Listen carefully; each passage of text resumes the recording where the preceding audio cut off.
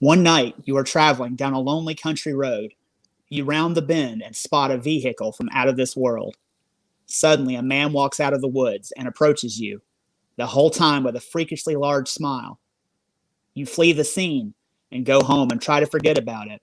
But the next morning, there's a knock at your front door. Two men in black suits. They don't seem quite human, and you can't figure out who they are or where they come from, but they want answers. Did you see what you thought you did? Who are these strange visitors? Where did they come from? Find out the answers tonight on Everything Vaguely Paranormal.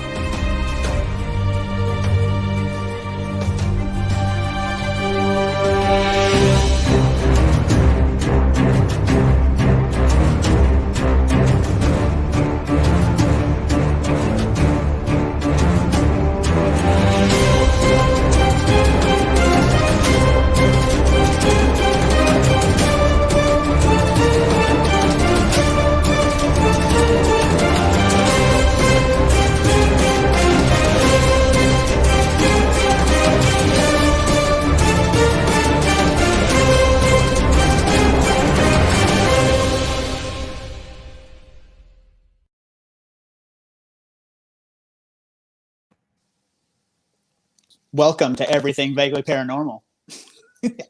I'm I can't. Shelly over here dancing. I'm Ryan Roberts.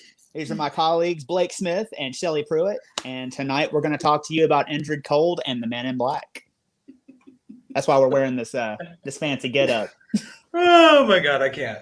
Shelly looked like one of the Blues Brothers over there, looking like Elwood. Elwood, fuck off. Here come the Men in Black. You know what? Y'all leave me alone. I was getting in character trying to have fun with all this. Y'all just some old sticks in the mud. Come on now. Hey, what you mean? Oh my God. So the Men in Black, that is probably one of my favorite topics. Now, you guys know as well as I do, this topic is vast. Mm-hmm. That it goes down so many rabbit holes. So what we're going to do for you guys tonight is we're just going to give you just a little, we're going to tell you what the Men in Black are.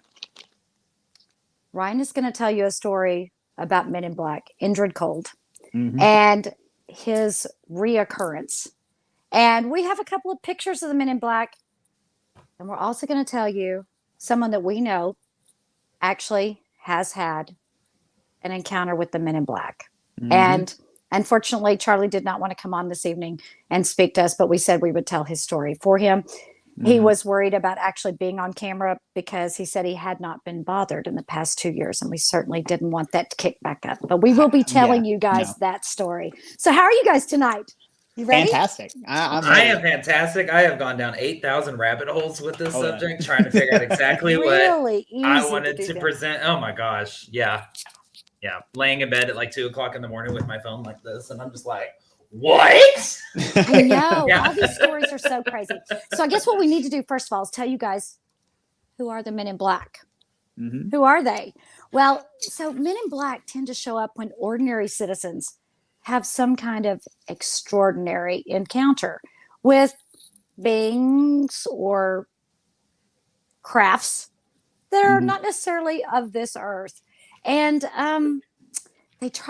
allegedly, they try to intimidate the witnesses into basically shutting the hell up. You didn't see nothing. You didn't hear nothing. You ain't going to say nothing. You know, the whole monkey, no, didn't see, no, hear no evil, speak no evil, see no evil. And that's basically what they try to do. They've even tried to intimidate police officers and military personnel. Their bounds of who or what they determine is their boundaries. They don't have any. If you've seen something and you want to talk about it, their job is to shut you down. It's rumored that they're members of a military, part of the government, But then the military claims that they don't know anything about them. Some people think that they're humanoids, but aliens trying to disguise themselves as humans. And we had on our sunglasses and our hats because they're always described the same way, with the exception of the skin tone. Some are described as very dark skin toned, almost as if they were of Middle Eastern descent. Sometimes they're described as being very pale and pasty with very red lips. But they always have a couple of things: the black hat, the black sunglasses, the black suit, white shirt, and the skinny black tie. And if you see one of these sumbitches coming at you, just say, I didn't see nothing, sir. I don't know who you. I didn't see nothing. So when they come knocking tomorrow, you're basically just we don't know anything. We didn't look into any research. Is that what you're saying? When we get a knock on our doors in the morning, I don't know what you're talking about. Because I'm gonna be on the phone. I'm gonna be on the phone called Shelly. I'm gonna give them y'all's name, but they ain't gonna know mine. Just be like Schultz from Hogan's Heroes. I know. Yeah, nothing. Exactly. Yeah. Shelly wanted to do it. Shelly wanted to do it. It was her idea. I'm gonna tell you right now, Shelly don't know shit. No, Shelly don't know shit. We don't know nothing. We don't know what you're talking about. So these men in black. Now there's a very famous case of an alien encounter, and that's the Barney and Betty Hill case. Mm-hmm. And we're not going to talk about them, but I want to tell you one of the stories of they have a very famous men in black encounter. Mm-hmm. The psychiatrist or psychologist that had been talking to them also spoke to the press about what they had told him. And he got a phone call one night, late at night. It was already dark. And it was a voice on the other end of the phone that he didn't recognize. And they just basically said, "We'd like to stop by and talk to you. Is that okay?" He says, "Sure, that'll be fine," even though he thinks it's a little bit late. And he hangs up the phone. Now, being a good, host, that good hospitality, he goes to the porch to turn on the lights so that his guest doesn't have to walk up in the darkness.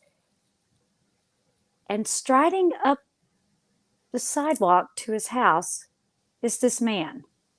Now, this back for cell phones, y'all. So it wasn't like, ring, ring, I'm at your door. No, he would have had to, but literally moments, he hangs up the phone, walks to the door to turn the light, and there's this man walking up to his door. The man, black sunglasses at night, fedora, black suit, black tie, white shirt, very intimidating. And the psychiatrist described the man as appearing to be wearing makeup, and even thought he had red lipstick. The guy even had on gloves.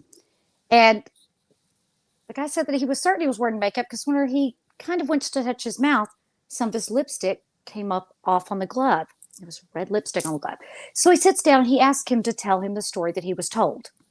So the psychiatrist begins to tell the story. And at the end of the story, the man in black looks at him, says, "Take those two coins from your pocket." Man's like, reaches into his pocket. There are 2 coins. And he holds them out. The man in black puts his hand over the coins and does this little motion, and the coins disappear. And he looks at the psychiatrist. He says, "Those coins are never to be seen on this earth again, and the same can be true of you." Turns around and leaves. Dude took him 20 years to tell this story because now trust me, I'd have been like, you know what? I didn't see no coins. I don't know what the hell you're talking about. Okay. and if I'm not mistaken, after he had this visit, he was so rattled that he started destroying a lot of his own work and evidence and stopped looking into UFOs and hypnoregression and all that stuff altogether, right? He stopped altogether because he was also in the process of he was trying to publish his research and trying to prove or disprove if these encounters were real, if they had actually happened. And he began destroying his work. They had scared him that badly I got 2 coins in my hand. You do some little voodoo bullshit and those coins disappear. It's like, you can be next. I'll be like, nah, I'm good. I didn't see shit. Don't know nothing. I'm good. I was going to say, all it would take for me is to just open the damn door and have a light on and see some dude that I just got off the phone with walking right up my freaking path. Oh, hell no. Thank you. Slam and line out. I'm done. Really? Going to bed. Who says in the middle of the night? Exactly. No. I don't even like it when my family visits. Okay, No. I mean, my God, no, I'm just kidding. I'm telling you, somebody knock on my door and I'm not expecting you. I hit the floor like I'm, in some kind of game, and I'm like. I will sit there and watch you ring that doorbell. Yeah, you'd be at the peephole, and and we've all been like, "Damn it, it's them," and just tried to act like we weren't home. Yeah, you be real still, like they're gonna know if you walking or not. But everybody's like, "It's like shit." They heard me. They heard the floor creak. Yeah. So you're like, maybe they'll go away. But now, who says, "Yeah, sure, come on up"?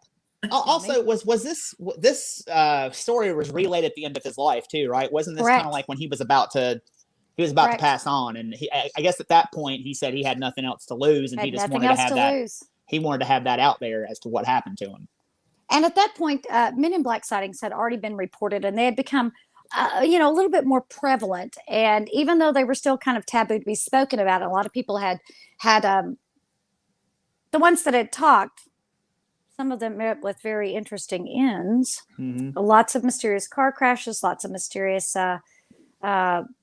deaths. One newspaper reporter that reported on an incident had a heart attack 2 weeks after, and the coroners examined his body for 36 hours and could find no reason for his death. Wow. Yeah. Y'all didn't tell me all this before I signed up for this episode. I'm a little offended right now. You'll be all right. You will be just fine. So anyway, but these Men in Black have been sighted, and probably I guess I'll tell y'all the Maury Island incident, because that's really the kickoff of the Men in Black. So the Maury Island incident happened. There were these loggers, and it was a gentleman named Harold Dahl, Mr. Dahl. We'll say Mr. Dahl, and he was logging, and he had his son and one of his crewmen with him, and they had their dog with them, and they see these.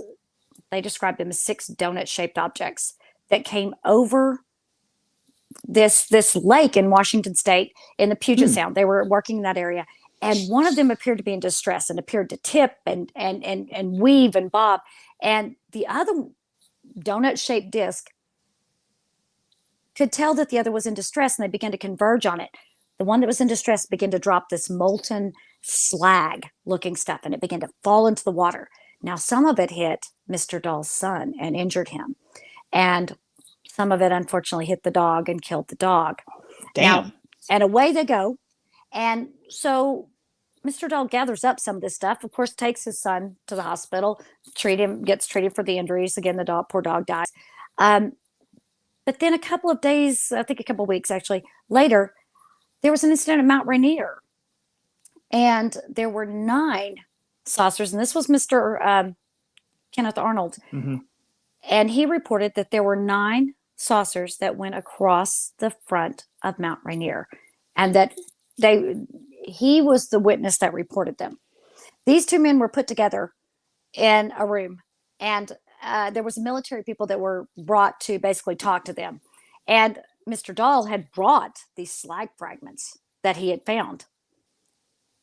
The military men that were there had their aircraft that had landed. It was under constant guard. It had military personnel with guns around it, surrounding it at all times. And they put these pieces of the slag into, those Kellogg's cornflake boxes?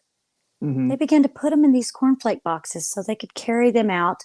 That's what the story says. You wouldn't want to eat none of them in the morning. But they appeared to be very heavy. And they take them out and they put them on this plane. Off they go. The plane ends up crashing. And there were only 2 members of the crew that survived. And the pilot never radioed for help, never gave a mayday, basically pushed everyone else off the plane except for the sergeant. And the last 2, there were only 2 that survived because they were pushed out of the plane. The parachutes went and everything. And basically, the last 2 survivors were saying, we don't know. The plane suddenly caught on fire. The wing fell off, all this kind of crap. And the plane, what they recovered of the plane, which was not much, was pretty much never seen again. And no one seemed to know what happened to these cornflake boxes full of the slag stuff. Fucking breakfast of champions, right? I know, no kidding. I'll go gnaw on some slag for breakfast. Okay. So, but Mr. Dahl allegedly was visited by these men in black, and they scared him so badly that he waited until almost 15 years later to report that he had been visited. And they basically said, don't talk to anyone about any of this. And of course, 2 weeks after Mr. Dahl's incident at the Maury Island incident, that's when the incident at Roswell occurred. Well, after that, then there became this big, this Men in Black sightings, all this kind of stuff. But it was still many years after that. But Mr. Dahl is allegedly the first person to have ever been visited by the Men in Black. Now, do we know the details of the encounter that he had with the Men in Black? Did he ever go on record and say anything other than he was visited? Or in what I read, it basically is just a blurb that he had said that he knew what these people were talking about when they said that there were Men in Black that visited them, because he allegedly did not ever speak of this incident again until, that he was scared that badly. He never gave any details that I could find in my research of what was said or how he came up or how they visited him. But we do know that they weren't opposed to walking right up on you and knock, hello. Yeah, knocking on your door. Yeah. I'm sorry, but if I see this walking towards me, I'd be no, I'm good. I don't know. Thanks. I kind of like them old and craggy. And it's yeah, but of this world, I mean, come on now. And that's the thing too. Like Shelley was saying, is sometimes they're reported as being sort of like government agent sort of kind of guys, and then sometimes they're reported as being just from out of this world, just like kind of odd, like that. I remember reading a story where this woman had an encounter with Men in Black. There was this guy came by. He was dressed in black and he was kind of odd acting, and said that he was from the local Air Force base, and came by and was asking her a bunch of weird probing questions. And she thought he was just kind of odd. Like he didn't like really seem to know what social cues were and what she was talking. And she offered him Jell-O, and because he said his stomach was upset, and he said no, and she was like, well, I can get you some Jell-O or something. And he was like, no, I don't want any. So he leaves, and then he comes back the next day, knocks on her door and asks her for Jell-O, and comes inside and sits down, and she gets him some Jell-O, and she said that he just stared at it and didn't know how to use a spoon, and that she almost had to like teach him how to use a spoon to eat. So just like weird shit like that. Like, and like you were saying, like they come in sometimes and they seem like they have lipstick on, or they seem like they have makeup. There's been reports of people talking to them, and they had giant blue eyes that seemed to like pierce your soul, is what people said. And they said that the hats that they were wearing had hair that was sewed inside of the hat. Like they just look odd. They look like they're playing trick or treat, and they're supposed to be interviewing you about something that you saw, and they're supposed to be from the government or where the fuck ever. Now, I will say just a real brief blurb in there. I did actually, whenever I said that, put it out there that this is the subject that we're tackling this week, the Men in Black and Indrid Cold. I had people commenting and messaging me, telling me, and one of my friends commented was like, well, when my husband worked in Roswell, like he used to see Men in Black walk into the hotels all the time. He'd attempt to talk to him, and they'd never say anything. They just act like he did not exist. So I don't know. I mean, who knows? I mean, I think we could have a mixture of government officials, and could be some people from somewhere else. I think there's something. I think there's something with the government for sure. Without a doubt. Funny you should mention that, because allegedly they were presenting, one group of Men in Black were presenting Air Force credentials, government credentials that looked real. In one of the many articles, because my goodness, like I said, you can go down a rabbit hole with this. But in one of these many articles that I found, there was actually is it an admiral in the Air Force? No, it's a high up dude, because I can't remember off the top of my head now. But he actually started trying to dig in and figure out who this was that was, who these people were that were presenting themselves as members of the U.S. Air Force. And he basically got told, no, we didn't give anybody credentials. No, we didn't know anything about that. And no, we don't know what you're talking about. But in doing a little digging, maybe the government lied. You don't say. No. Now, I know that would probably never happen. But on the off chance, I did find something that's called Project Blue Planet. Mm-hmm. Okay. I don't know if you've ever heard about this or not, but it's notes from the inner workings of the alien government infrastructure, U.S. government infrastructure. And it's authored by a man named Jefferson Sousa. Something interesting about Jefferson Sousa. No one has been able to confirm that he actually exists. No record of him anywhere. But somehow or another, this project or Blue Planet project is out there. You can go and find it. And under this umbrella of Blue Planet project, there are 4 separate little subcategories. And the first one is Project Red Light. And Project Red Light these are the people that test and fly recovered crafts. Just says crafts. Test and fly recovered crafts. So this little covert project, and it has also, it identifies over 160 different species of aliens, known species of aliens. Okay, so that's where Project Blue Team comes in. And Project Blue Team, their job, they're basically the recovery unit. They go and recover any downed crafts and any life forms that may be there. And they are very careful to say life forms, not beings, life forms. Gee, that covers everything. What if you hit my dog? That's a life form. That's you don't recover my damn dog? Exactly. You know? Then there's Project Delta. These are actually the Men in Black. And they are a highly trained security team and task force that is utilized for gathering information and controlling information. These are literally there it is. Your Men in Black. This is it's the Project Delta portion under this planet, under the Blue Planet project, under this umbrella. These are actually Men in Black that are spelled out in this particular project. Then, of course, the last one, and this is the scary part.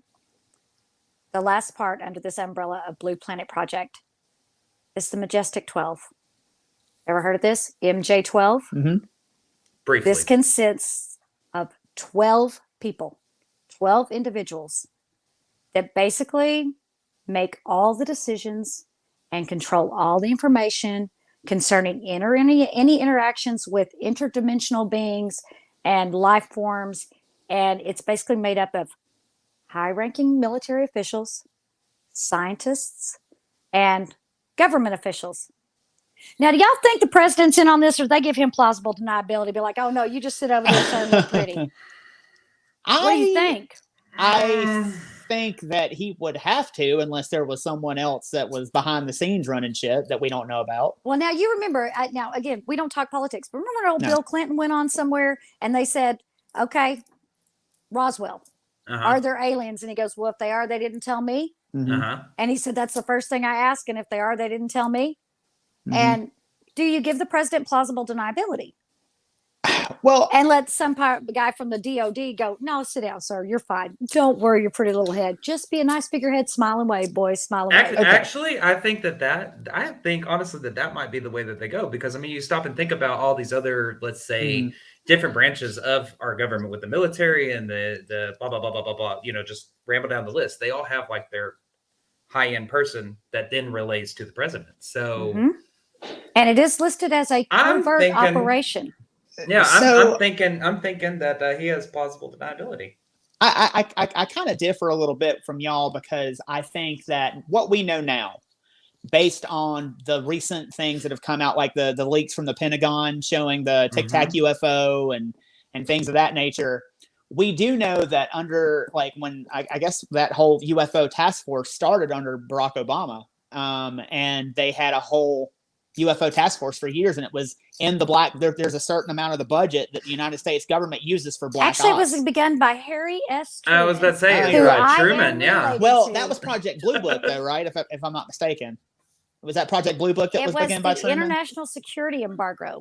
Okay. That basically controls how we deal and trade with aliens. And Truman was very smart. He went, well, aliens, if they exist, and that was his quote, aliens, if they exist, you know, we have a way to deal with them pretty much. Yeah. But he was like, telling you, but not telling you. He was going, I said, if. So, yeah. Well, and that's what I'm saying, too, is they have a certain amount of money under the black budget that they can use in order to do black ops. And according to Senator Harry Reid and according to other members of the government, that some of that was used for a UFO task force to look into see if it was an actual if it was a threat to national security. And that's where a lot of this Tic Tac UFO video and stuff like that's coming out now, because there's still Congress people who were involved in that program who were calling for, hey, we need to figure out like what's going on with this. So I think that maybe the president knows, I think he knows at least something on the surface, but how deep it goes, possibly not. I want to tell you right now, I ain't never seen no Tic Tac UFOs. I ain't never seen nothing in the sky. Nobody needs to come ask me nothing. I'm good. I'm going on record to second that. Okay. Please don't come knock on my door. No. I ain't seen nothing. That doesn't mean I don't believe it's not there. But that kind of leads us into the people who have seen it and the people who have had an experience and have been vocal about it. And Ryan, your story concerns someone who was brave enough back at a time when they were going to put, if they put you in a loony bin, it was not a pleasant place. They were going to lock up the key, lock you up, throw away the key. And this person was brave enough to say something. And that leads us into your man. This comment real quick. I've seen one. Come at me, bro. Oh, Lord. Okay, I want you to know that has nothing to do with us. Nothing to do with us. Expressed by our viewers. Our viewers are responsible for their own comments. That's right. And we are not through with the Men in Black yet, because they will come back into this story. But they certainly do. In order to tell the story of the person I have to tell you about, I have to give you a little bit of a backstory. There's a story before the story. So Indrid Cold is who we're going to be talking about in a second, and the man who claimed to have contact with him. But there was a first encounter with someone who kind of matched his description, and you'll see later what I'm talking about. So the first encounter with what was someone called a Grinning Man. And, oh, hell no. Yeah, that guy. That's also kind of what Indrid Cold looks like. And like I said, we'll get into him in a second. We need those sound effects. Dun, dun, dun. Bam! Oh, hell no. Stop with that shit. I'm going to have nightmares now. Why was he looking like that, Ryan? Well, I think we'll get to that in a little bit. Yeah, he looks kind of like the Joker, don't he? I mean, but in October of 1966, there were two boys in Elizabethtown, New Jersey, that were walking down a street late at night. And as they approached a chain link fence that kind of went up off the road like that. And they saw someone standing behind this chain link fence, and they described it as a humanoid figure watching them. And the whole time as they approached, it had a giant freakish grin on its face. And they described that it was wearing, they said, a sparkling green coverall outfit with a black belt around the middle, and that he was very tan. And he was just grinning at them, really like with this super wide grin as they approached the fence. Do that again, Ryan. Yeah, that's scary too. And they said he didn't say anything. He just watched them, and he was just smiling. And they got really unnerved by it. And as they got closer to him, they got terrified. And so they were like, fuck this. And they dipped out and they ran, Yeah, hell yeah. You in some sparkly green ass jumpsuit with a black belt on and looking over my fence going, I'm calling the cops. Yeah. I'm just going to be straight up. I'm calling the cops. And so that's what they went directly to the police, and they were like, hey, we saw this. And the cops asked them to describe what he looked like. And they told you the description I just told you guys. But the one thing that they admitted, they don't remember him having a nose, or they don't remember him having ears. They just said he was just a strange looking dude. And all they can remember was that grin. And that night, when they went and tell the cops believed them because there had been several UFO reports that night in Elizabeth, New Jersey. So really, yes, and they were the only ones that saw this, but they were completely shook up, and the cops, were like, okay, yeah, we heard some weird shit was going on in town tonight. So was he alleged to have been like a man in black, like going to silence them, or just some kind of weird freaky spaceman in like his sparkly green outfit with his style and belt, and just wrong freaky place, wrong place at wrong time type thing? Yeah, just some freaky green coverall, and that was way for disco, so that definitely would have stood out. And I mean, these kids were absolutely just like terrified. I mean, they, by all accounts, they were just shaken when they went to talk to the police. I mean, I would be too if I'm walking down the street late at night and I see some motherfucker standing behind a fence grinning at me like that. What the fuck are you doing? You ain't lying. Yeah. No, we don't need to talk. I'm gonna go this direction. So that happened, and then approximately a month later, in West Virginia, at 7 p.m., November the 2nd, 1966, there was a man named Woody Derenberger who was a traveling salesman who lived in West Virginia. And he was coming from Marietta, Ohio, and going towards his home in Mineral Wells, West Virginia. And he was on Highway 77, and he was right outside of the city of Parkersburg. And he was going down the highway it wasn't late at night. I believe it was like they said, it was like 7 o'clock. He was going down the highway. It was dark. It's the Appalachian Mountains. It gets dark pretty early. And when it gets dark up there, it gets freaking dark. We've experienced that. Yes. Driving to those mountains. That's crazy. It's very dark up there. And he said he was on Highway 77, and there was a car behind him, and the car overtook him and went around and just took off took off down the road. And then he noticed why this car was going as fast as it was, because as he looked, a vehicle was trailing this car and came out on the side of the road from behind his car. He was driving a panel van, and this vehicle came out on the side of the road and went around his van and went and landed in front of him in the middle of the road. Wait. Mm-hmm. Vehicle trailing the other vehicle. This one vehicle goes, oh shit, I'm out of here. It's gone. But then this thing, so it's not a car. It's something that's it's traveling, like it goes around him and it's hovering, and it like goes in front of him and lands in the middle of the road. To the point where that'll make you put your brakes on, won't it? Put your brakes on and shit your britches. I don't know what you're shit for real. So, and it freaks him out. He comes to a stop, and when he looks at this thing, he says that it was a long gray bulbous craft, and it looked like an old-timey kerosene lamp that was turned on its side. And it was about 50 foot long and about 12 foot tall at its biggest point. Okay. And it was hovering slightly off the ground, but it was enough to where he had to stop. He couldn't go around this thing. Like, there was a berm on one side of the highway, and he could not get around this thing. So he had to come to a complete stop. And he is absolutely terrified when you're seeing like a UFO literally land in front of you in the middle of a dark highway, and there's no one else around, and you're in the middle of the Appalachian Mountains by yourself. Nope. Mm-mm. And it's called reverse. Screw that shit. It's either take my chances off the side of the road or hit reverse. Yeah, I don't think I would have stuck around, to be completely honest. So all of a sudden, and this is a really curious detail of the story, a door opens on the side of this craft, but it opens on a hinge, and a man steps out. Now, if you are in a UFO and you have traversed the galaxy or wherever the hell it is you came from, it seems like you would have mastered some sort of like different sort of technology other than a hinge door, like an old car door at the time. Well, how the hell you expect him to get out of it? Leave the man alone. He got a hinge on his door. I got a hinge on my door too. Leave me alone. You would expect that they would have like maybe mastered some sort of like, what are you talking about? I Dream of Jeannie, kind of like something. No, like I'm expecting like a bay door to just and a platform to come. Yeah, it's got something's got to make it rolls up.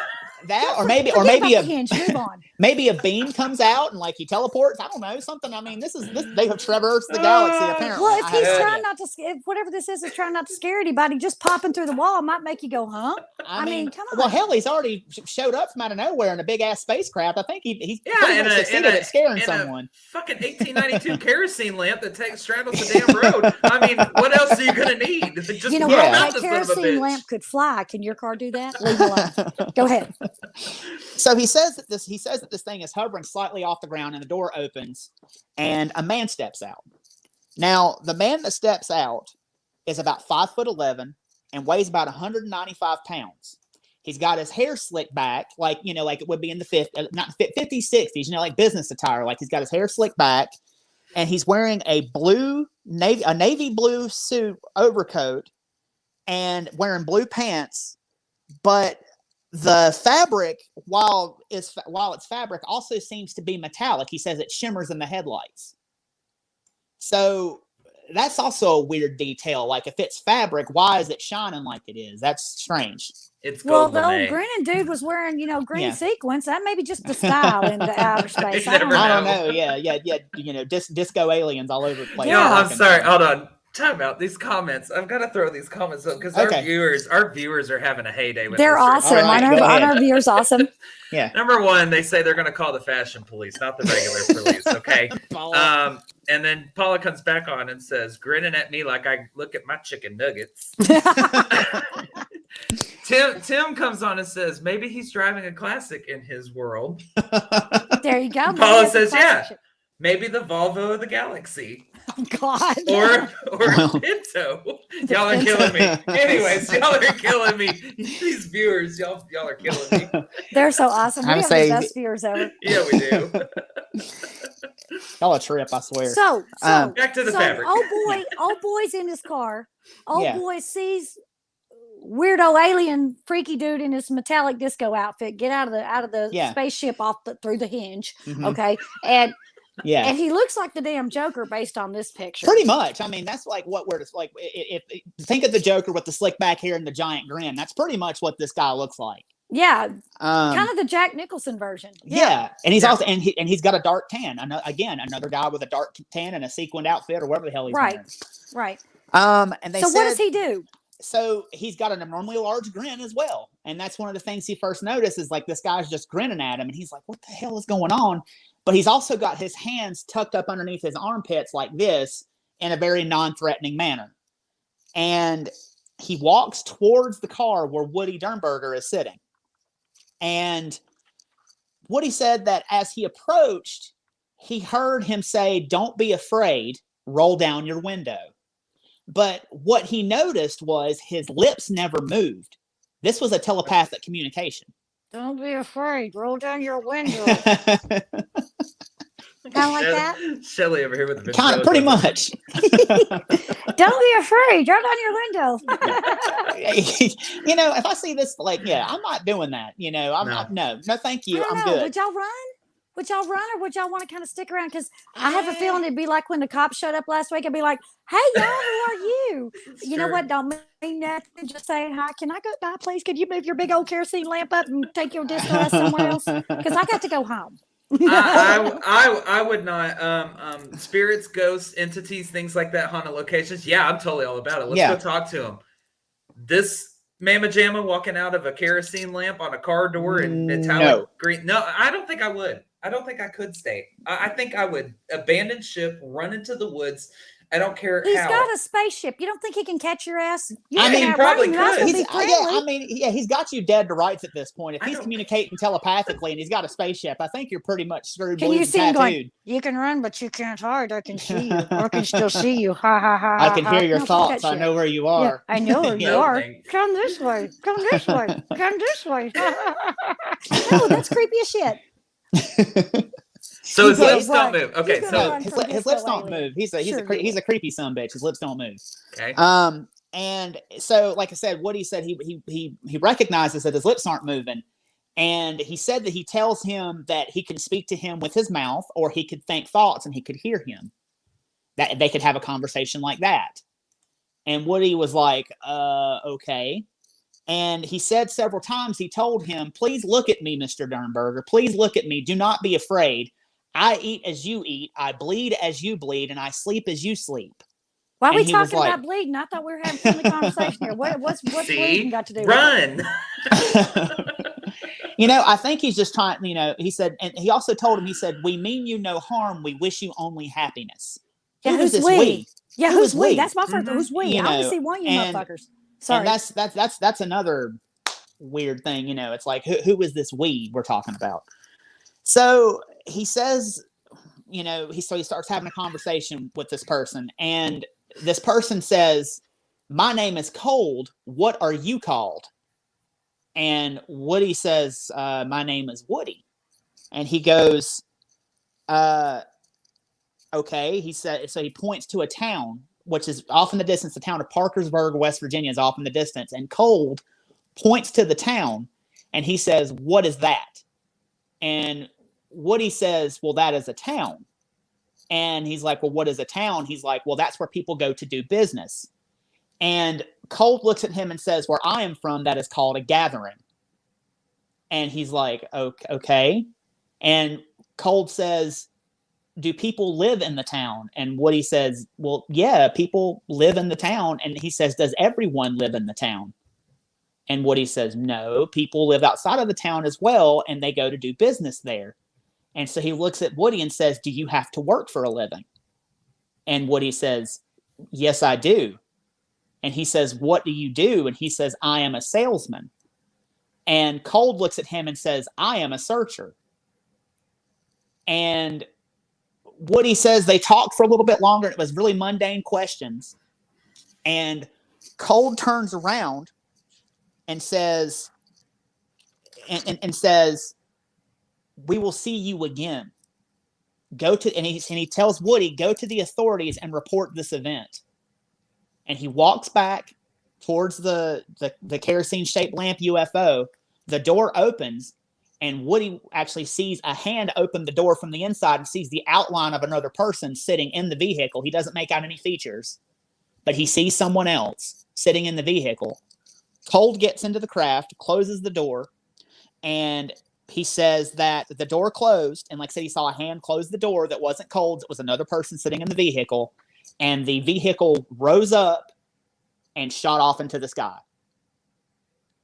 And what? Yeah. So Indrid Cole had him a chauffeur, and he's a nosy son of a bitch too. Yeah. Shit. Yeah. And so Woody is just absolutely baffled by this. What he's saying. I don't want no scrubs, Paula. I don't want no screws. Oh my God. I don't know.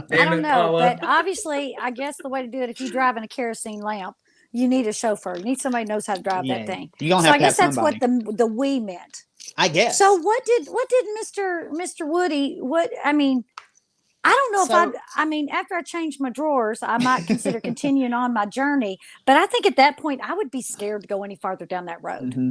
I mean, at that point, I would have taken my ass straight home. I would have, hit the gas as fast as I could have gone to get the hell out of there in the first. I mean, I don't know why he didn't reverse it like Blake was saying in the first place. But at that point, exactly. you've already talked to him. What the hell else you going to do? Well, Dadgum good and well why he didn't reverse it, for the same reason that whenever something cool starts happening to us on a ghost hunt, that we go, we stand somewhere, can you do that again? Oh my God, did we just see that? That's what old Woody was doing. He's like, what am I looking at? Mm-hmm. We also have, and Blake, I don't know, did you put a link up to the interview in the show notes at all for Woody's interview at all? No, I didn't, but I absolutely can add. Okay. Yeah. Well, there's an interview which we'll talk about in a sec. Like he said, the next day he has an interview, and he seems like a pretty sincere person that just kind of trying to rationalize what the hell it was he saw. But I digress. He races home, and he gets home, and his daughter is there, and his daughter said it was weird because he was always the kind of guy to kind of, how when people walk in the door, they kind of love on their kids, when they get off of work and everything. Daddy's home. Yay. Yeah. She said he just walked right past her and was as white as a sheet and went into the kitchen where her mom was. And her mom told them to go to bed. She said she snuck downstairs and kind of listened to what he was talking to the mom about, told the mom about everything. And her mom, recognized he was really freaked out too, because that wasn't his normal demeanor. Like, you know, I mean, I think I'd be pretty freaked out too if I just had a conversation with a spaceman and he just like told me a bunch of weird shit telepathically. So he called the cops that night. The cops come out and they make a report, but the cops, weirdly enough, believed him because they said that they had other reports that night of something very similar. There were 2 truckers who said they had identical encounters. They didn't give their names, but they said they had identical encounters with someone calling themselves Cold. And there was a kid. So there, and the car that had passed Woody on the highway, the woman went and made a police report.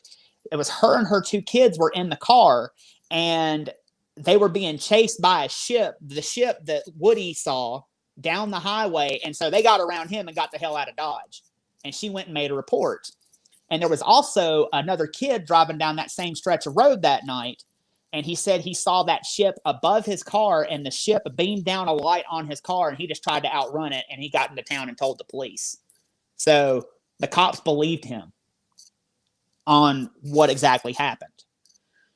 And the next morning, a local television station had gotten wind of what had happened. And so they sent a interviewer out there to interview him about his encounter. Now, that interview, which we'll post in the show notes too, as far as the interview goes, is about 30 minutes long. The footage, as far as I know, hasn't survived. I mean, there's the picture of like him being interviewed, but the audio is there. It's about 30 minutes long, and I highly recommend you go and listen to it. It's very interesting. He recounts his interesting. Yeah, he recounts. Go ahead. I'm sorry. I was just gonna say, it's just the way that as he's recounting it, the way he's talking, like you were saying earlier, just trying like a regular everyday guy, very sincere, and trying to rationalize what he's just experienced. So it kind of blew my mind whenever, because I mean, I ain't gonna lie, Indrid Cole is one that I did not know much on. So whenever I was sent that link of the interview by you, I was like, yeah, I'll go ahead and I'll watch this. I'll see what's gonna happen. By the end of it, I'm like, what? Yeah. Are you serious? What? Yeah.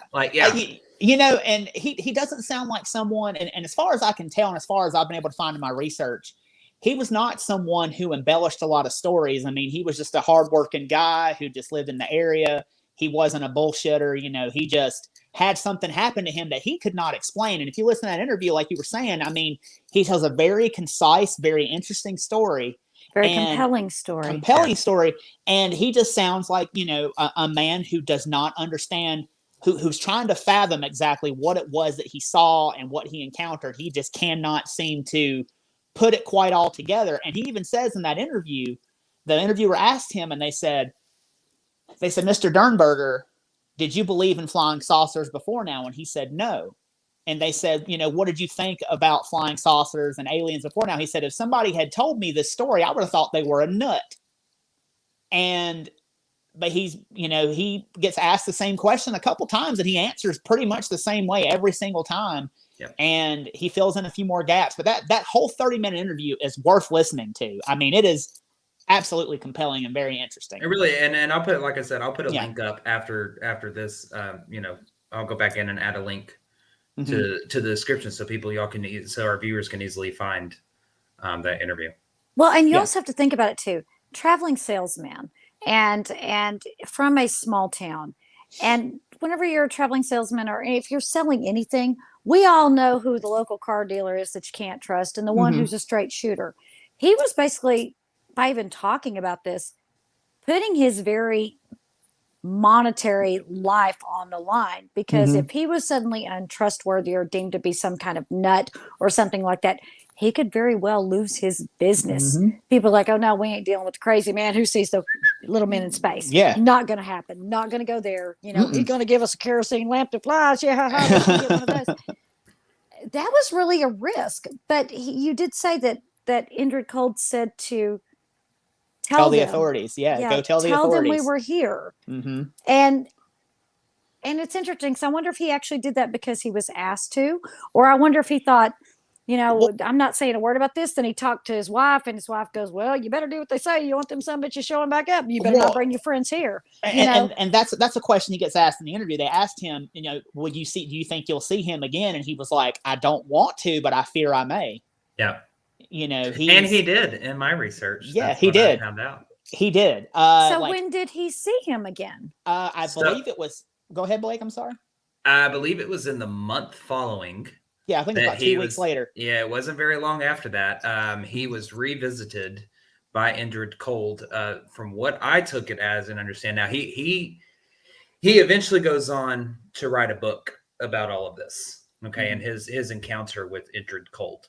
And what he basically says is that he was visited many times over and over again by Indrid Cold, to where it would get to the point where he would just show up on his front door. Visited so much that his wife and children recognized him and met him as Indrid Cold, that they knew who this man was. And wasn't none of them scared of the disco alien? I guess not. But yeah. And it got to the point to where he even said that he would get messages from Indrid Cold telepathically that would leave him with like debilitating migraines, like just piercing migraines that would just wipe him out, basically. And even to the point to where there was a spot that he could go to meet up with Indrid Cold to go on a spaceship and ride out to space. Oh yeah, he got a ride in the Caribbean spaceship. Yeah, he went on a field trip to the planet Lanulos. Yes, really? He did. Yeah. Really? Where Indrid Cold said he was from. Now I know this sounds crazy. And this sounds absolutely bananas, but he was given a clean bill of health from a psychiatrist. Like, he went and spoke to a psychiatrist. The psychiatrist said, hey, this man seems to be telling the absolute truth. He has no mental issues. This man had something happen to him. Yes. Yeah. No chemical imbalance, nothing like that. It's like this man had something happen to him. Yeah. Literally wrote him a clean bill of health. But the weirdest part of that was after he visits this psychiatrist. Ryan, I don't remember the time frame after he visits, but I do know that this psychiatrist also had an experience as well, to where he himself was visited by Indrid Cold. And the psychiatrist went on record and talked about it, and actually ended up losing his business because he went on record and talked about it. He was laughed out of the state of West Virginia and had to move over to Ohio. So Ohio didn't have no problem with that. They were fine. They're like, yeah, come on. Yeah. I like Ohio though, but we had some fun encounters in Ohio. Yes, we did.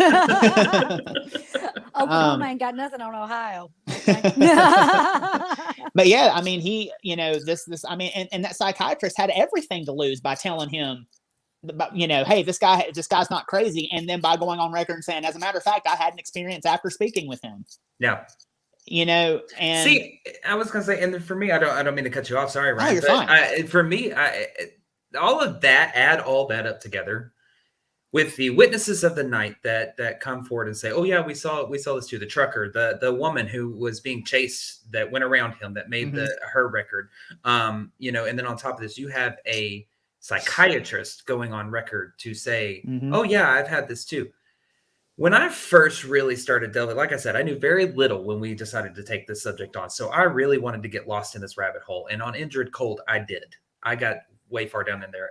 When you start adding those little points together, for me personally, with these higher profile people who have a lot, maybe not higher profile, but psychiatrists is what I mean, that have a lot to lose. And you've got multiple people saying the same thing, who are not getting together to come up with this cockamamie story, to go and make all these false witness reports and everything like that. Yeah. You start to gain, for me, a lot of credibility. Yeah. And it really got me to... I think for a second I was questioning my sanity. I was like, wait a minute. I was like, am I going to walk outside one night now that I've looked really far into this and gone down the rabbit hole, and Indrid Cold is going to be on my back doorstep or something like that? And just be like, hey, Blake, I'm the one you've read all about. Nice to meet you. That's about where it got one morning at like 2:00 in the morning when I'm laying in bed, like I said, with my phone like this going, what? Yeah. I mean, and it is a fantastic story. And, when you start talking about like Lanulos and like all these weird planets, and and so when he goes to Lanulos, I want to point this detail out. When he goes to Lanulos, he notices people have a grin on their face, and so Indrid tells him the reason why we smile is because we communicate telepathically, so there is no misunderstanding. So, and smiling seems to be the most least threatening when they come in encounter with humans. Wait a minute, put that picture back up. Like, okay, hold on, getting there. Yeah. Which one, the Grinning Man or the one of Indrid? The smiling dude. Give me the smile. Does that look less threatening to anybody? To anybody? Does that look non-threatening? That's gonna trigger my fight or flight, and I'm taking a swing on that dude. It's just happening. But much like and this is how where it kind of ties back into the Men in Black for me, because much like the Men in Black, it seems to me like they are trying their best to present themselves in a way that they think humans would act, or the way that they would think humans would interact with each other, and they are like they get some of it right, but they're not quite there. There's still some kind of something that's always odd, or something that's kind of off about the interactions with these beings, whoever they may be. I mean, to the point where, I mean, like they just scared the bejesus out of everybody, when they show up. It's actually funny that you talk about the Men in Black, in that context, because actually later on, I guess over the course of the next couple of weeks after the initial contact with Indrid Cold that Woody had, there are two men that basically set up camp in woods besides Woody's house. I mean, Woody's life went to shit basically after this. I mean, he had people trespassing on his property, hanging around his house, like all this stuff, like wanting to catch a glimpse of Indrid Cole.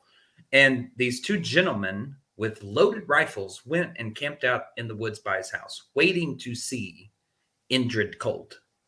And it just so happens on that night that they were camped out in these woods, a black Volkswagen pulls into Woody's house. Oh, we just lost Ryan. Pulls into Woody's house, and a gentleman in a black suit gets out, goes to the front door, talks to Woody, gets back in his car, and he leaves. And that was the only thing that the guy saw that night. And they did this in trying to see something spectacular, when in fact they may actually have seen something spectacular, because Woody after that goes on record to say, I never knew of the Men in Black, but now I am frightened of them because of that experience. So the Men in Black came jumping back in after Indrid Cole. Yes. So we're going to say that Indrid Cole was not associated with the Men in Black as the telling of the story and the way I understand it. Is that correct? That's the way I would take it. I would say that there's not really, I think it's two separate things. You have Indrid Cold here, and then you have these people here coming in going, no, you didn't see what you saw. We're just going to zip that up, leave it be, or we'll make it disappear. I'll say, but I think tangentially though, you also have big word. I love it. Like, I think that you have maybe the Men in Black are someone or are entities or whatever that have a vested interest in keeping. I'm sorry, Paula's at it again. She said, "Oh no, they took Ryan." You know what I dropped off a minute ago. But they have a vested interest in keeping Indrid Cold under wraps, or because they seem to be very similar in their appearance.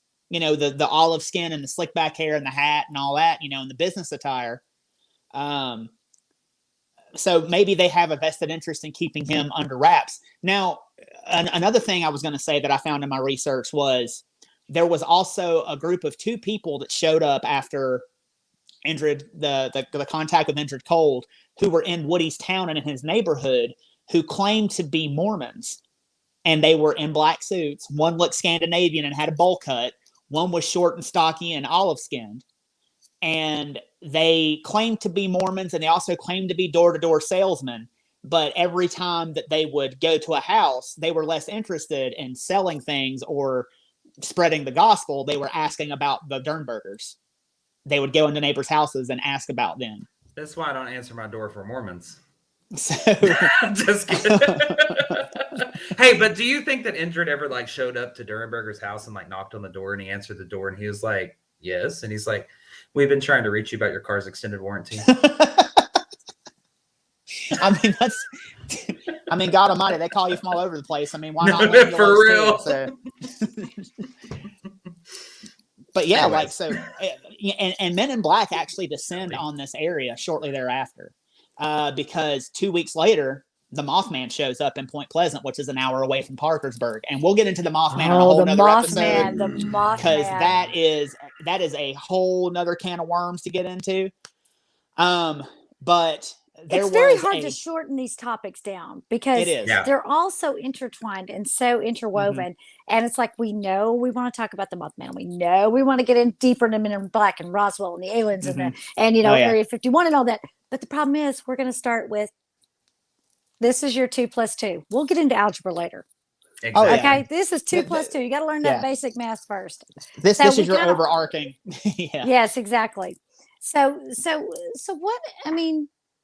So Woody kind of lived out his life and was cool with Indrid just kind of popping in, or what happened to Woody?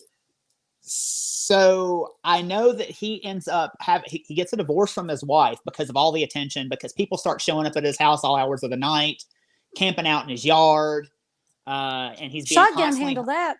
Get off my lawn. That'll work. I mean. And you also got like he was getting threatening phone calls talking about how he needed to stop talking about what he was talking about.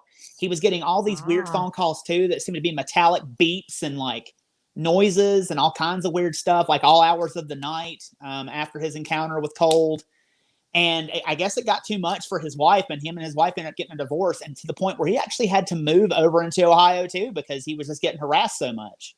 Now, one little thing that I did find out about all the phone calls and things of that nature, when that started happening, they actually changed their number and went unlisted just to make sure that it wasn't, any prank phone calls or anything like that. And still the calls came. Over and over and over, the beeps and the metallic sounds, they'd answer the phone full silence. They still started happening immediately after they changed their number. And how do you explain that? I mean, especially in the 60s. I mean, like, I don't know how to explain that. When there's no search engines to go search people. There's no cell phones. You better hope your mama had a phone book, Flip. Exactly. Yeah. Yeah. That's exactly it. But he ends up moving, and he writes his book. And from what I understand, until the day he died, he had telepathic communication with Indrid. That's what I found out too. Coming all together, or did Indrid still come and say hey in his kerosene spaceship? Or from what I understand, and like I was telling y'all, up until this podcast started, I found a couple of more leads. Like right before we hopped on, I was watching a documentary series. If any of you guys have seen Hellier season 1 or season 2, you know what I'm talking about. So in Hellier season 2, they actually get in contact with Woody's daughter. And she claimed that Told was like a family friend, that he would come around and they knew who he was, and he would come around every so often. And in the year 2017 or 2018, she put on her Facebook page that she received 2 mysterious visitors at her home, and they came and told her that Cold had died. 2 mysterious visitors just show up, knock, knock. Sorry, Mr. Indrid Cold's dead. How many people knew about this guy? Who were these people? This is where it gets this takes another kind of little bit of a twist and gets a little bit crazier too. So they claim to be his children. Wait a minute. Indrid Cold, alien spaceman, got 2 kids running around on Earth being like, hey, Pop, you guys want to let you know Daddy passed. God bless his soul. What? Wait a minute. So Indrid hung out in the Appalachian woods, and some Appalachian woman like, yeah, you'll do. What? Hey, man. Hey, it's Disco alien got a woman in the Appalachian Mountains? Hey, man, it's slim pickings around there. Hey, I'm from not too far from the Appalachian Mountains. I know, trust me. But I mean, did they ever say who their mama was? Because now I'm fascinated. Who's their mama? They never said. As far as I know, they never said. But they came to her. They came to her room where she lived, and told her that Indrid had died, and they said that he had died, like him and his crew had died, because their ship had crashed into another ship because they were chasing another race of aliens, and that their ships collided and he died. What the hell were they doing? Intergalactic bounty hunting? I don't know. But this story's got more, got more turns than a NASCAR race. It's absolutely, and it sounds like it. I'm just hung up still on who would sleep with that old boy going, hey, you want to go to bed? You want to have sex? No. No, thank you. No, thank you. See, now you got me thinking he sounds like Fire Marshal Bill. No. What woman finds that sexy? No, go away. Take your old alien ass home. However you go by. There ain't enough Fireball for that. There's just not. Maybe there's some intergalactic Fireball you don't know about, and it'll put you, it'll get you all. So that pretty much wraps up. Other than Shelley's loose end of who the hell the baby mama is. Yeah. Somebody find that out. We got people who do all kinds of things. Somebody go find out who was their baby mama. Now that wraps up, his story of him, current day. But there's still like a little bit of him being around back when John Keel, who wrote the Mothman prophecies, came and started interviewing people in West Virginia, because people were having encounters with Mothman and Men in Black. And he came and he actually interviewed Woody at one point, and from what he said, I was like, I think something happened to him. I don't know exactly what happened to him, but I think he actually had something happen. And so there were other families in the area who had seen a UFO, and there was UFOs because there was a big UFO flap from the time, and this happened in 1966 when Mothman showed up, until the collapse of the Silver Bridge in 1967 when Mothman disappeared. And there was a family called the Christensen family that actually saw a UFO, and they were in Wildwood, West Virginia, which was pretty close too. And after they had seen this UFO, about a day or two later, they get a knock on their front door. And they had also just spoken to John Keel about their encounter. And this is the author of the Mothman prophecies. Yes. Mm-hmm. Okay. A few days later, they get a knock on their front door. They open their front door. There's a black Cadillac sitting in the driveway. Oh, they upgraded their ride from Volkswagens to Cadillacs. Go Men in Black. Y'all be watching out for them Escalades nowadays. Oh, God, yeah. No. And they said a giant man in an ill-fitting suit gets out, and the wife Mrs. Christensen described him as the strangest looking man she had ever seen. She said he was about 6'6", and he was about 300 pounds.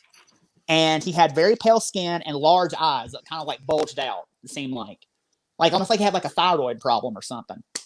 And she said he walked up to them and introduced himself as Tiny. And his voice was very 6'6", 300 pounds. Yes, and said his name was Tiny. Okay, but they said his voice was very, very high pitched. They said it was like pretty much like it was weirdly high pitched, and they were just like really taken aback, and they were like, "What the hell is going on here?" So he said he was from the Missing Heirs Bureau, and he needed to ask them a few questions. Could he come inside? So they were like, "Okay." Why do these people kept letting these people in their house? I don't understand. Well, Tony said that he was there because maybe they were entitled to an inheritance, and he had to ask them a few of these questions to make sure that they weren't, that they were the right people. So they said also his voice was very metallic. It was high pitched and metallic. So he's just strange all the way around. And he told them, "I will only be here for 40 minutes. And they asked him, they said, "Well, would you like a glass of water or would you like something?" He goes, "In 10 minutes, I will like a glass of water." And they were like, "Okay." I'm pretty sure in 10 minutes I'm going to be thirsty. Just have it ready, all right? Yeah. What? And that's what he told them. And he sat down on the couch, and his pants didn't go all the way to his socks. He had on damn high waters, it seemed like, when he sat on the couch, And they noticed that he had a green wire coming out of his leg and going down into his sock. And they were just really confused. And he started asking really weird questions about them. And he said, "What birthmarks do you have? Do you have any tattoos? Do you have any injuries? What school did you attend? Like, just weird probing questions that have nothing to do with, whether or not you're supposed to get an inheritance. Are you related to Uncle Lou who just kicked off? Yeah. Yeah, this makes no sense. And Why they do you said, want to know about my tramp stamp? Shut up, weirdo. Get out of my house. I don't have a tramp stamp. Sure you don't. Sure. I want one, but I don't There was that time at South Padre you just don't tell anybody about. Shut up, Ryan. That was told you in confidence. Well, they said, after about 10 minutes, he looks at them and says, I need that glass of water. 10 minutes on the dot. They bring him a glass of water, and he pulls a big yellow horse pill out and takes this strange looking yellow pill. And as he's drinking water, they catch a glimpse of a badge that he has on the inside of his lapel that was a K on a shield with a circle. And they don't know what that was from. They don't know if it was, it doesn't match any law enforcement agency or any government agency that we know about. But that's what they saw. And they said after about 40 minutes, he says, I have to go, gets up, walks out the front door, and that black Cadillac pulls back up into the yard, no lights on. They get in the Cadillac and speed off into the night, no lights. And a day later, they get a phone call from a woman who said she was from the Missing Heirs Bureau and said that they had found the missing heir that they were looking for, and for you to forget about the UFO that you saw, do not tell anybody about the UFO that you saw. Click. Now, what the fuck does the Missing Heirs Bureau have to do with my UFO? Yeah, no shit. So this big old man named Tiny with a metallic voice, high pitched, comes walking into your house, says, yes, I want some water. Then he starts taking drugs while he's sitting on your couch asking about your tramp stamps. And then he's like, I have to go now. Off he goes. Really? Yeah. Into the night. She said asking about your tramp stamps. Oh, God. Between Shelley and these fucking comments. By the way, for those that don't know, I'm the one that sees the comment thread. We can't see the comments. Until he pops them up there. Until I pop them up, and I've been trying to keep a straight face for this. But we do go back and read them all, so keep them coming. Okay. So who was Tiny? That's the $64,000 question. No one knows. Do they think he was a man in black? Do they think he was a humanoid alien just coming to find out what they saw to see he matches the black suit. He matches the pasty skin. He matches Cadillac, the black car. The black Cadillac. He matches the metallic sounding, weird sounding voice, the weird, awkward, stilted conversation where he's like, in 40 minutes, I'm going to go. In 10 minutes, I need water. He matches, he checks all the boxes. And they never heard from him again after, they got the phone call from the woman. And as far as they know, they encountered a man in black. And that was one of the many encounters that happened in that region after Indrid Cold and the Mothman showed up. I wonder what that wire was for. I don't know. And that's also another report that people get about men in black. Sometimes they seem very robotic, almost as if they're not human. Like I remember reading one account where a guy had an encounter with a men in black, and if I remember correctly, he started kind of losing steam when he was interviewing this guy, and he asked the guy for salt. Like, I need salt. Give me salt. And the guy gave him some salt, and he rebounded and was fine and finished the interview and left. But it was just weird stuff like that. I don't know. Who are they? Where are they from? What do you do? Just grab the shaker and do one of these? Or they handed him the molten salt barrel thing with and poured some in his hand? I mean, what? I guess how'd they give him salt? I guess he ate it. I don't know. I need more details on that. I'll have to go look back into it because I remember reading that story. So is salt some kind of magical alien fuel? I don't know. I mean, because if so, I'm throwing all salt out of my house. There will be no fuel here for you. You can just move on to the next house. All I can think of is the movie Men in Black with Tommy Lee Jones, and you remember Edgar? More sugar, give me more. That's all I can think sugar, of. Water, that whole thing. Mm-hmm. So wait, okay. So what were the years that happened? So that was 1966 to 1967. Okay, so it's really weird that you say that, because one of the stories that I found that happened in 1968. Now, this is back in New Jersey, where the very first sighting of the Grinning Man happens. Not sure if it's the actual same town, same state, but it's the same state, basically. So on this one, there is a gentleman by the name of Jack Robinson and his wife, Mary. They would see a man dressed in, I'm trying to recall the story, so hold on. They would see a man dressed in all black standing across the street from their apartment because of something that they had seen or reported. Didn't go too much into details of that instance, but just this man across the street. And so they after seeing this man, they then make a report that their apartment had been rummaged through, that things had, they walked in and things had been displaced. And, it looked like somebody was searching for something. So again, don't know the whole backstory about why, because it didn't tell anything about what they reported or seeing, or having contact with. So after seeing this man for 3 days in a row across the street from their apartment, they have a friend over. His name is Timothy Green Beckley. And he's there. They're telling him this story, and they look out, and that man is across the street. And so Timothy goes, you know what? I want a closer look.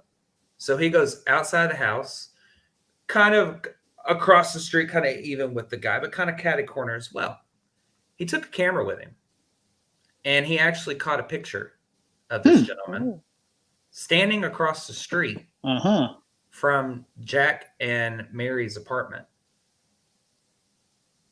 And this is actually one of the very rare instances where an MIB is caught on camera. I can't tell from that angle if he's wearing lipstick or not, but his outfit looks right. Yeah, he's got the black suit, black fedora. Yeah, he's like hanging out in the middle of a door jam trying to be inconspicuous. Why is he creeping? Yeah. Lord knows. So what did Jack and Mary Robinson report to make them think that? I could never find that. I don't know exactly what it was. I kept searching for that, but this was one that came up that said this was one of the first documented on camera MIB encounters that has photo evidence with it, but nothing on what they actually saw or came in contact with. But they filed a police report, correct? They made a report somewhere. They made a report about their apartment being rummaged through. Now this is the whole man standing across the street thing. They're just basically telling a friend. Like, they made the report that the apartment's been rummaged through. Now this friend's over. They say, yeah, this guy started hanging out across the street. Then our apartment got rummaged through. He's been there for 3 days, and that guy is basically like the three of us on investigations. He's like, well, hell, let's go look, and he I like him already. Runs out the front door with the camera and happens to just snap the picture of the gentleman hanging out across the street. Now, did the gentleman notice him at all? Or not to my knowledge, I never found anything. It really, so when I was reading the story, trust me, this is a cliffhanger of a hell of a story, I promise. Okay. Because it literally goes, he snapped a picture. Here's the picture. This is one of the first instances of it might be caught on camera. That's it. And no and. No and. That was, well, now they were up in Jersey. I mean, that's prime mafia territory. That could have been a wise guy. Yeah, you never know. I mean, they in mafia territory up there. Something that's actually kind of funny about kind of taking it back to Woody Dernberger for a minute, because when he was getting harassed by people who were in the black, they had an olive complexion. For a minute, he thought the mafia was actually after him. Because he was like, he wrote that down. He was like, I don't know why, but I have no idea. But like this, because it matched the description or whatever, he had seen. So, oh, God almighty, Paula. What does it say?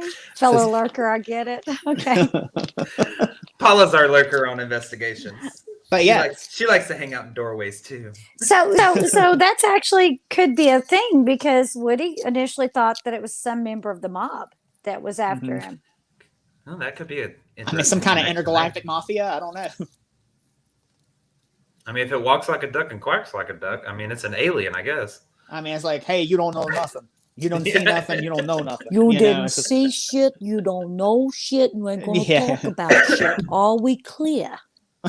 Yeah. But the other one after that, I think the nearest. Well, you've already talked about the doctor showing up with the coins in the beginning, and I believe that took place. Shelley, when did you say that took place? Let's see. That would have been during the Barney and Betty Hill thing. Ryan, so that was my like Rolodex. that's the 50s, like 56. I think was when their encounter happened. Okay. So then that would have taken place after this. Now the only next one after that happened, not newest one, but the only one after Jack and Mary taking place that I found was Dan Aykroyd.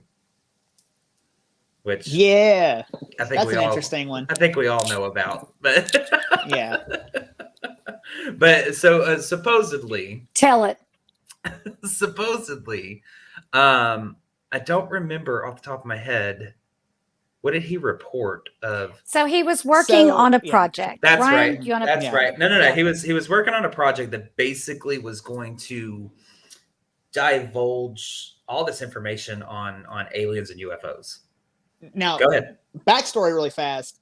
Dan Aykroyd is actually a big member of MUFON, the Mutual UFO Network. Like, I think he's on the board. Board sitting member. A board sitting member. So he's into all this stuff. Like, he's into UFOs. He's into he's into everything we're into.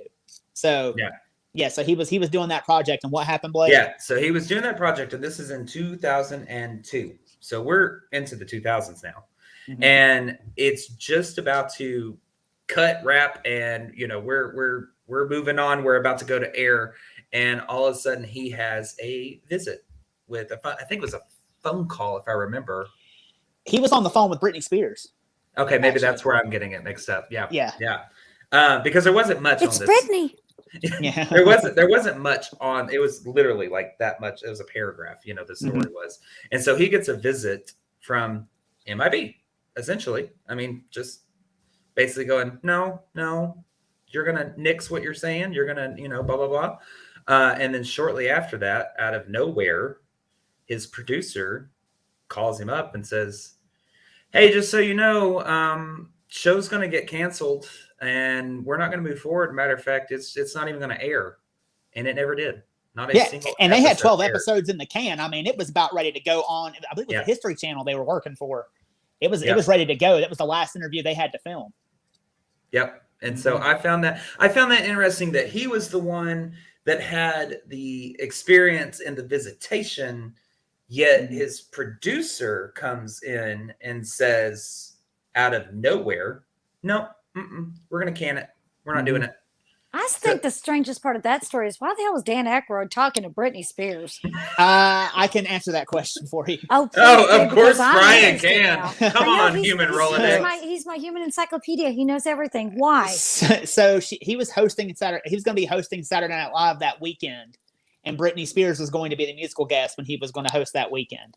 So he was on the phone with her. They were kind of going over some stuff, and he was actually on the phone when he saw the MIBs pull up. And then had the encounter, and then got the phone call from the producer. Producer was like, "Nope." Because I think he ended up saying that basically this black sedan just appeared out of nowhere. Yeah, like in the middle of New York traffic, on like the middle of the day in New York traffic. And he was like, "Where the hell did that come from?" Like, just came from around the building. Yeah. And then basically after the encounter, that he glanced away for a split second and looked back to the same spot where that sedan was, and it was gone. And it was, he couldn't see it anywhere, not taking off. And you're not going to disappear in the middle of New York traffic. No. It'll take you 20 minutes to get your car through a red light. And a blink of an eye, it was just not there anymore. But he saw it. He swears up and down. He saw it with his own two eyes. It pulls up. They get out. They're standing there looking at him. He blinks. It's gone. Then his producer calls him. Yep. The weirdest thing. I don't know about that. And then. What was the encounter in 2008 that we have video of that one, right? Yes, we do. So there was an encounter, and as far as I could tell, as far as I could find, now this is the last, I would say maybe high profile, if you will, or whatever, encounter that is fully documented, like why it's blah blah blah blah blah. Happened in October the 14th of 2008 near Niagara Falls. There was a gentleman named Shane Sovar. I think that's how his last name is pronounced. He worked at a hotel, and him and a hotel security guard had witnessed a triangular UFO above their the hotel, and so ended up, I guess, reporting of it to other people, so to speak. And I think it was a couple of days later, 2 weeks later, I don't remember. It's a very short amount of time. These two gentlemen dressed in all black with fedoras on come walking into the hotel lobby and basically said, the story goes, they frightened guests. They frightened everybody that they talked to. They were asking for Shane Sovar. And fortunately, neither him nor the security guard were working that day. But as he got back, and I'm going to pull up and share my screen on this, as he got back to his office, I guess, and reviewed the tape, this is the video that he saw.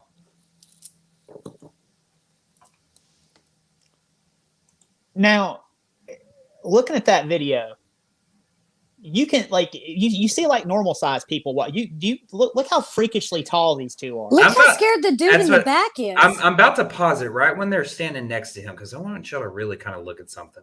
Well, look at the dude who goes out and he hides between the two doors. Look at him; he's right there, and these two old boys are coming in, and he peeks around, then he runs back where he was like some little scared mouse. But you see the gentleman that's like in between the two sets of doors over there by the wall.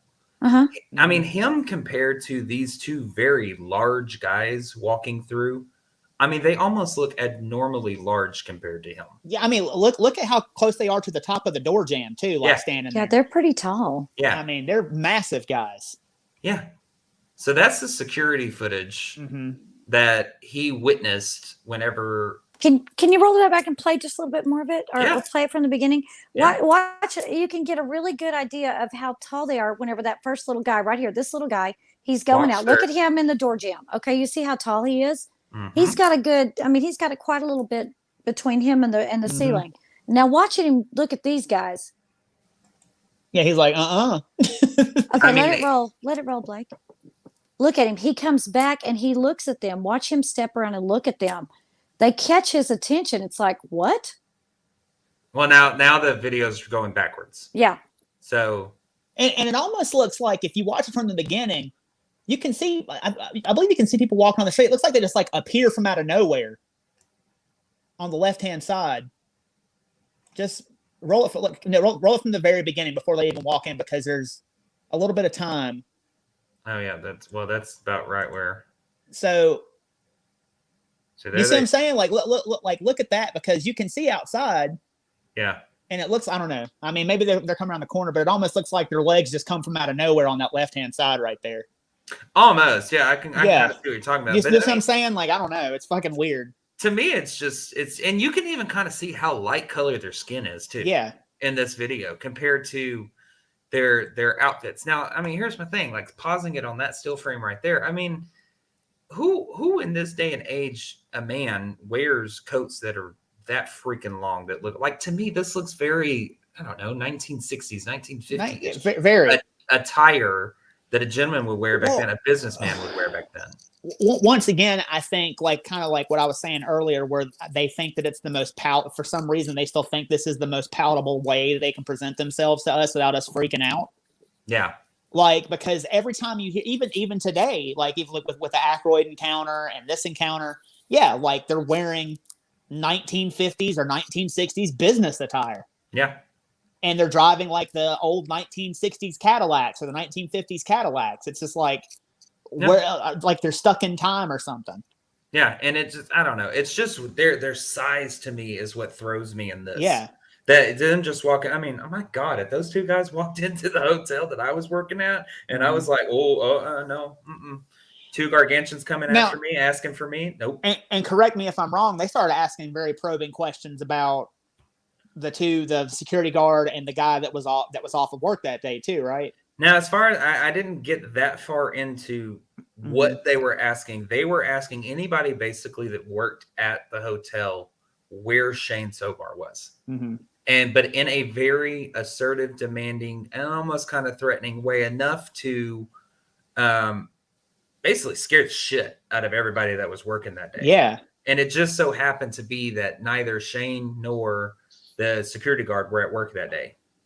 Now, from because if you go online, I know that there is footage with like, I guess the hotel manager was interviewed on a radio show or something, but like he talks about them coming into the hotel. Mm-hmm. And he says that they, like you were saying, they were asking very demanding, and they were asking like very personal questions about them. And they were like, well, we can't really answer these questions. And said that they were very tall and, you know, seemed like their hair was sewed into their hats, and they had big blue eyes, like almost like bulging blue eyes on either one of them. So, and they said they just looked and seemed very odd and acted very odd. So, yeah, that's just, I don't know. That's a little awkward for me. Mm-hmm. These two gargantuan dudes come walking in. I mean, those guys are massive. Fucking Paula says, "Help me, Tom Cruise." But that was, like you were saying, I think that was the last major, like that's the last like major high profile sighting of the Men in Black that I know of. Yeah, me too. But we have a story that Shelley wants to tell us. Shelley interviewed someone today. She did. And this is someone that Ryan, you know, and I know, and name is Charlie. And Charlie decided that he would be kind enough to share his story with us, and he did give me permission to use it on the condition that I did not use Charlie's real name. So I said no problem. Charlie claims to actually have had an encounter with Men in Black, and from my understanding, it was 5 or 6 years ago that he began to be visited nightly by things not of this world, some interdimensional being. Now, he also said that he vaguely remembered these encounters, almost as if he was in a dreamlike state, in like a trance. And being that this frightened him, he began to seek out other people who had, you know, encounters with things that they could not explain, that they could not prove, that they could not show to anyone. And you know, and in finding this, they found a friend. And this friend finally said, you know what? He's just like, I don't know why they're doing this to me. Why are they coming to me? This is flipping me out. I don't want this to happen anymore. How do I make it stop? And the friend basically told them,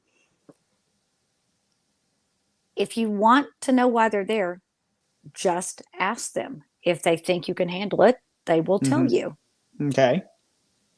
And he's like, well, how do I do that? You know, I kind of just wake up and I'm like, I know I'm awake, but I can't move. I can't speak. And they're there. And that allegedly one of them, they were mainly gray in color, except there was this one that visited that Charlie said was bright white skin, big blue eyes,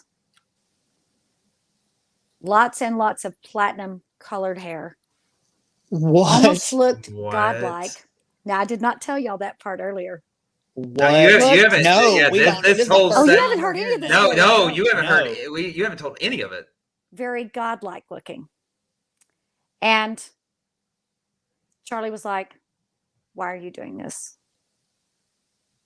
Laying in the bed, felt as if his socks were being pulled off his feet, and that something metallic was being tapped on the bottom of his foot.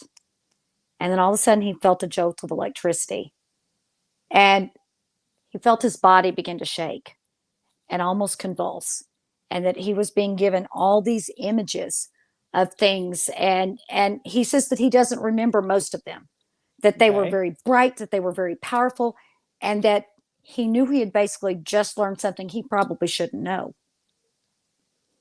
A couple of weeks later, after this, why did you do this to me? He hears something in his hallway, middle of the night. Hears someone moving about in his house. What? He jumps up. He goes running around looking for the source of this noise. Someone grabs him from behind, pulls him backwards. So he begins to fight, thinking there's an intruder, there's an intruder in his house. And what he notices is there's these strange gloves, because this is all he can see is the gloves. What does he think to do? Bite them. He bites these gloves. They have metal plates in these gloves. There's like these tactical gloves. Said it tasted like shit. The glove tasted like shit. And as he's wrestling, trying to get away, he hears in his ear, "Don't ever talk about what you know, or they'll come more often and it will be more violent." Charlie goes out, remembers nothing, wakes up in the middle of the floor. Charlie's spouse in the morning, never heard any of it. Charlie's children in the morning, never heard anything. There was nothing out of place in the house. But in Charlie's ear, before Charlie went down, "Don't talk about what you've seen or what you know, or they will be back more often and it will be more violent." Holy shit. So can you see why Charlie was a little bit hesitant for him to come on and actually talk to us? Yeah, absolutely. Now, Charlie said he hadn't been bothered in about 3 years. But that was the first. That was the biggest encounter with someone. Black, gloves over hands. Mm-hmm. He tried to fight off, and just in his ear. This is in his ear. And they were gone. Now he heard something in the house, got to find out what it was. And no one else in the house heard anything. Charlie woke up on the floor. Wow. What y'all think about that? Shit. Wow. Okay, first off, blue eyes. There was one. So you have not told us. That's the first time you've heard any of this. Yeah, we've not heard this story right now. Yeah, with you viewers. Blue eyes, and this whole time. I've been waiting to get to that part because that was. Every time I said blue eyes, I know I kept going. You just. Yeah. Wow. But Charlie specifically said that there were 2 different types of beings he was visited by, mainly gray beings. But there was one. Pale white skin. Big blue eyes. Platinum hair. Well. Very godlike looking. Godlike. That was Charlie's word. Wow. Godlike. Well, let me say this then. What if we've got it all wrong and they're trying to protect people? Who, the Men in Black or Indrid Cole? I mean, Indrid Cole seems to be pretty easy going. The Men in Black, what if they're trying to protect people? They want to, they're like, hey, don't talk about this. You don't want to deal with this. I mean, what if we've got it all wrong?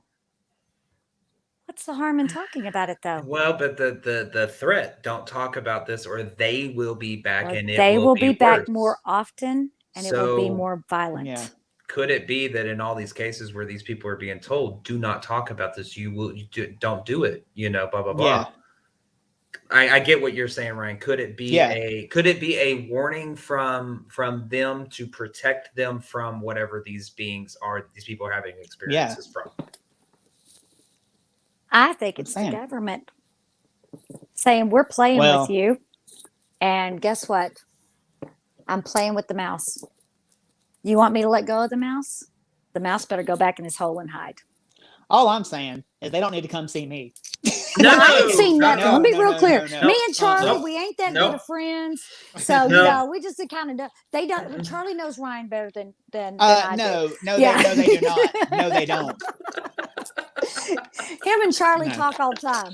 No, we don't. I've never met Charlie, so. No, we don't. Y'all can stay wherever the hell it is you're at. You don't need to come see me. So that was the story that, and again, Charlie did initially agree that he would come on, and literally about an hour and a half, 2 hours for the podcast, he was just like, Shelly, I don't think I can. He goes, he said, I've been left alone. I don't blame him. I'd like to keep it that way. And again, this was before I had heard the entire story, and I'm thinking, well, maybe if I talk to Charlie, maybe he'll change his mind. I'll let him know that if he wants to, not be on the screen, that we can make it not on the screen. And after I heard the story, I'm like, dude, I completely understand. Can I tell it? Yeah. He's like, oh yeah, you can tell it all you want. Don't use my real name. I said, no problem, Charlie. I ain't gonna use your real name. Mm-hmm. Freaking crazy, Raymond. No. His real name not Raymond either. It's Charlie. Yeah. Mm-hmm. So yeah. Wow. So what do you think, guys? Men in Black, real? Not real? I got the fucking heebie-jeebies over here right now. God Almighty. So. In my opinion, I think that I have. I have more of an inkling to go ahead and believe in the Men in Black than I do maybe some of these humanoid encounters that these people are having. I'm not saying that these things aren't real. You know, I mean, it's like the deepest depths of our ocean. We don't know what's down there. Yeah, no, absolutely. You know, it's the deepest depths of the universe. We have no idea what's out there. So can I rule it out 100%? No. Does it make it a lot more credible when all these multiple witnesses are coming forward and these more high profile people with things to lose and all that? Oh, absolutely. I'm still a skeptical believer on that. I'll leave it at that. But the Men in Black, I would be more prone to go ahead and go on record and say, yeah, they're probably existing on some governmental level. That's what I think. That's what I think too. Government level. Yeah, to keep things locked up. So, question. Yeah. Do you think they act the way they act to throw people off?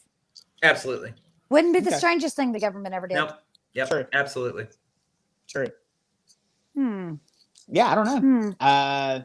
I believe there's been too many people that have seen too many things, that have had too many encounters that are absolutely similar.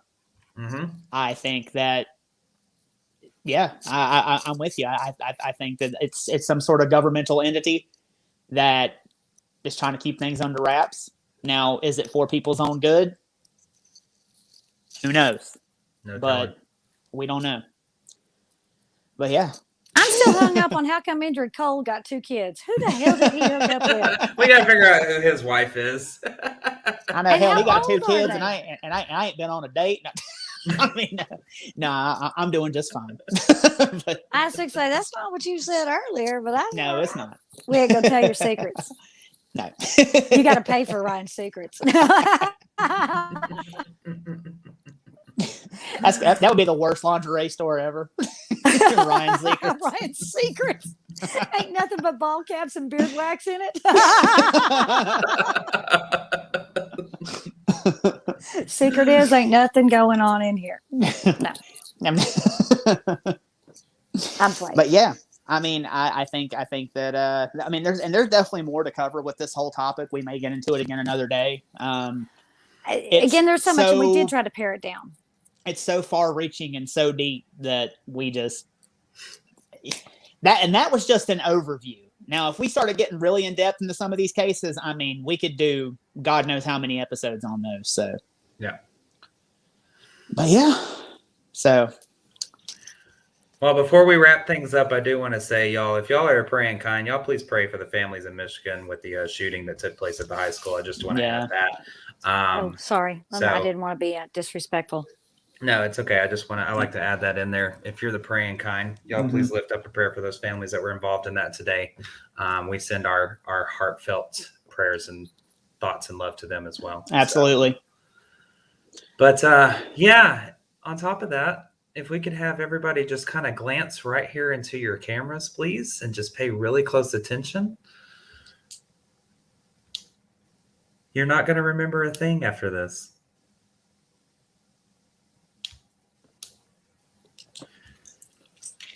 Anyways, what were we talking about? I don't know. We'll see you next week. Yeah, we'll see you next Tuesday, y'all. Thank you for watching Everything Vaguely Paranormal. Bye-bye. Whatever the hell it was about. I don't know. I hope it was good. Yeah, me too. Later. Later, y'all. Bye. Bye, guys. See you.